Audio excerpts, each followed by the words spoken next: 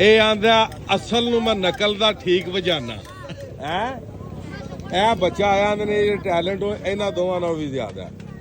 लो जी 1 2 3 चलाओ हजरा पढ़ के बिस्मिल्ला। वेने जी किन्ने मिनट चलांदा है जी। बड़े आराम नाल चलाना है ते वेखना वे किन्ने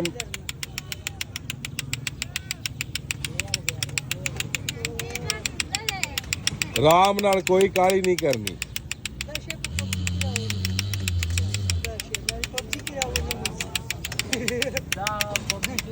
ऑल ओवर पाकिस्तान चैलेंज है जी, ऑल ओवर पाकिस्तान चैलेंज है।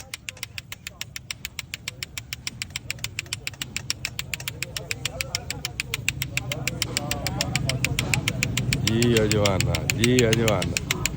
लो जी इन्नी स्पीड ते इन्नी देर चलांदिया नहीं जी वेख्या जी किसी नूं भी। ऑल ओवर पाकिस्तान चैलेंज है। ठीक है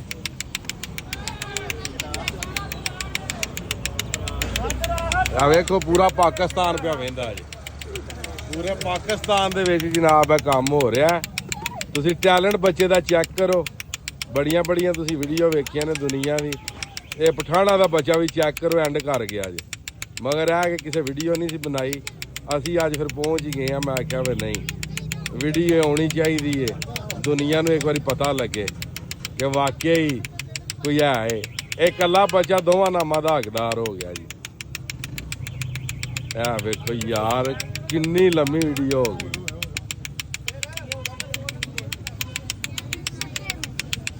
बड़े ध्यान नाल पुत्र बड़े ध्यान नाल यार एंड करी जांदा वा बच्चा। एंड ही जे समझ लो।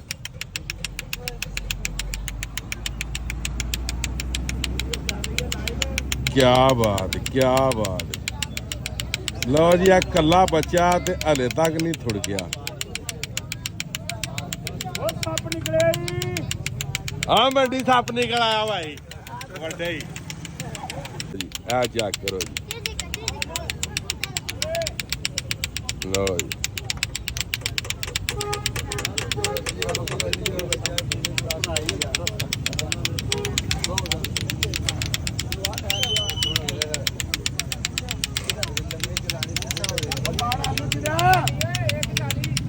लो जी ठीक हो गया जनाब। बहुत शुक्रिया जी। वेख लो फिर जित गया फिर ਇਹਦਾ नाम ਤਾਂ ही ज्यादा बनया ना जी। ठीक हो गया जी। हाँ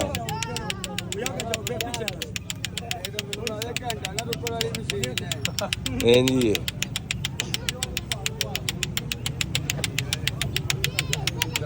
लो जी दूसरी बार भी वेख लो जी काम एंड हो गया जी।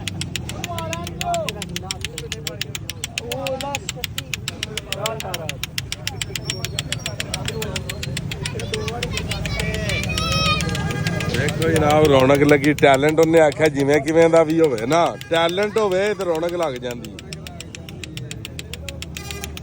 लो जी ठीक हो गया जी खान साहब शुक्रिया।